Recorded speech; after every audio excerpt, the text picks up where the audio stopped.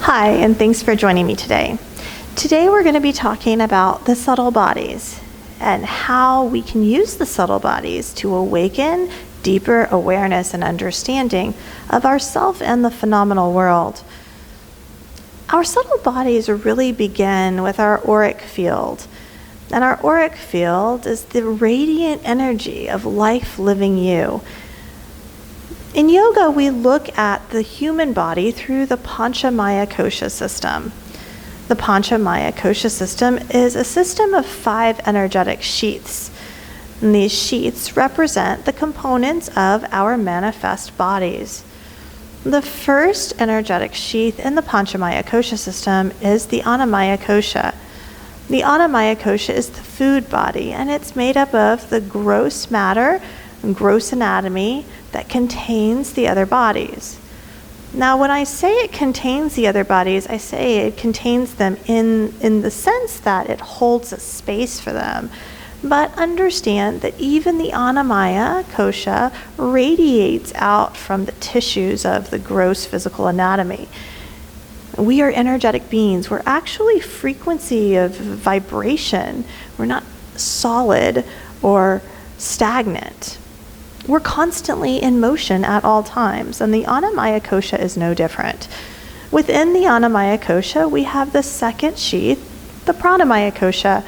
The Pranamaya Kosha is the energetic body, and it's comprised of everything from the nervous system to the cardiopulmonary system. Any energetic pathway that processes any energetic components is going to be part of the Pranamaya Kosha. Even parts of the mind and our cognitive response to external stimulus falls into that Pranamaya Kosha category. The next sheath is Manomaya Kosha, or the mental body. The reptilian brain that's designed to keep you alive is what I think about most frequently when I think about Manomaya Kosha. The Manomaya Kosha is designed to keep you alive, and therefore there's an element or a component of judgment. The judgment is there to help you to discern what is safe and what is not safe. The next layer, the fourth layer, is called Vijnanamaya Kosha. The Vijnanamaya Kosha is the seat of discernment, or the portal to pure awareness.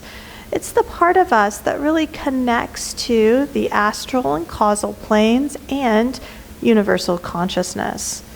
When we come into deep states of meditation, we can access Vijnanamaya Kosha and receive information from universal consciousness that we might not be able to receive in other states of waking. The final layer of the Pancha-Maya Kosha system is Anandamaya, or the bliss body. This is that Purush, that Brahmana. This is that Paramashiva, or that universal conscious bliss. Sat Chit Ananda, universal conscious bliss. Different than Chitta Vritti, or individual consciousness. Sat Chit Ananda is the awareness in which all things are arising. As you go about your day, things arise in your awareness. They might be emotional or intellectual or maybe even physical or spiritual, but they arise in awareness. Awareness is unchanging. It's neutral. It's non-polarized.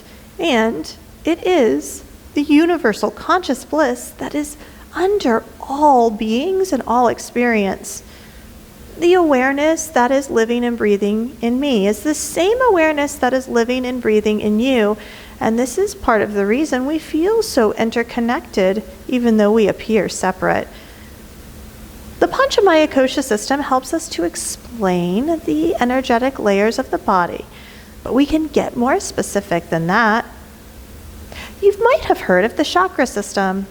The chakra system is both a physical and a metaphysical system of energetic bodies that help to regulate our emotions and our thoughts in response to environmental stimulus. Each of the chakra bodies are located along the spine, or the central nervous system. They're actually comprised of plexuses or nerve bundles and ganglia that send messages to muscle tissue in the body. For example, the solar plexus, our seat of empowerment, is actually the celiac plexus. The celiac plexus innervates or stimulates the stomach, the small intestines, and the gallbladder. This innervation sends messages to these muscle tissues to either contract or release based on our experience, emotionally and intellectually.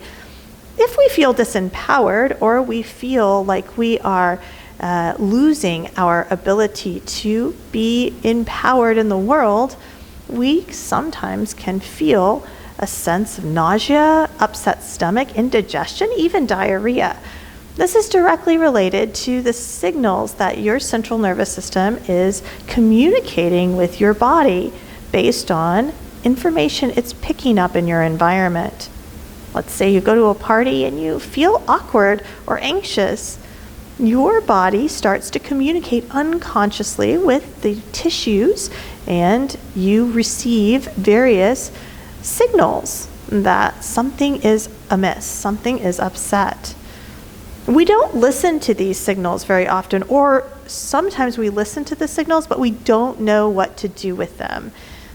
In these instances, we have to begin to develop a relationship with our experience where we are cueing in when our body is calling. When we feel physical sensations in the chakra bodies, it's time to wake up and take notice. And check in and ask yourself how you're feeling. If there are any limiting beliefs or judgments that are coming up that are causing emotional or cognitive dis-ease, and if there are, then this is an opportunity to practice. The chakras also have a metaphysical component. They relate to archetypes, and when they are in balance, we see them one way. When they are out of balance, we see them a different way. Each of our chakras is related to an archetype. The root chakra is related to the mother, but can also be related to the victim. The sacral chakra is related to the emperor or the empress, but can also be associated with the martyr. The solar plexus is associated with the warrior, but can also be associated with the servant. The heart chakra is associated with the lover, but can also be associated with the actor. The throat chakra can be associated with a clear communicator, but it can also be associated with a silent child. The third eye chakra can be associated with enlightenment, but it can also be associated with egoism. The crown chakra can be associated with the guru or the intellectual. It's important for us to understand that these archetypes are not hard and fast, but they're more an opportunity for us to check in with ourselves and even our students to find out if there might be an imbalance in the energetic bodies. The chakra system is often called the subtle bodies, and we can use the chakra system to help us to tune and hone our energy. Each of the chakras has a frequency. The frequency of the chakras corresponds to the frequency of the earth and the earth plane. Typically, the earth is vibrating at a frequency of around 7.8 hertz. Our root chakra vibrates to a frequency around 300 hertz, and our crown chakra vibrates to a frequency around 900 hertz. Most of the things in our experience are within this range. These are auditory vibrations that help us to resonate with our energetic field. Dis-ease and some radioactive energies vibrate at a frequency that's very high, around 100,000 to 300,000 hertz. These frequencies are far too high for our human bodies and our physical tissues, and oftentimes they can cause dis-ease. Currently, there is research being done on using the theory of resonance to destroy dis-ease in the body using sound waves. This technology is new, but it's very promising. In addition to the Panchamaya Kosha system and the chakra system, we can also look at the human body through the lens of the nadis. The nadis are 72,000 energetic pathways that are both gross and subtle. Gross nadis include your nervous system and your cardiopulmonary system, all of the energetic pathways that might be present in the pranamaya kosha, for example, or even within the chakra bodies.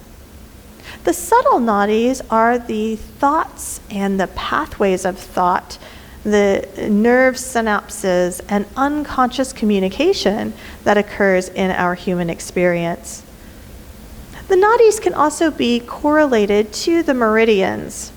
The meridians are part of the system of Chinese medicine that parallels Ayurveda and yoga. We see a lot of different parallels between the yogic system and the Chinese medicine system. They're not completely identical, but there is some overlap. The meridians and the marmas, for example, have overlap and help us to understand how applying pressure or interacting with specific points in the body can change our mood or affect us emotionally or intellectually or even spiritually. All of these different energetic systems create the subtle bodies. Remember, our experience is multifaceted. We experience the world in the physical, the intellectual, the emotional, and the spiritual plane. Our experience is really only 1/4 physical, embodied in this experience. The rest of our experience is really metaphysical in nature. It's subtle.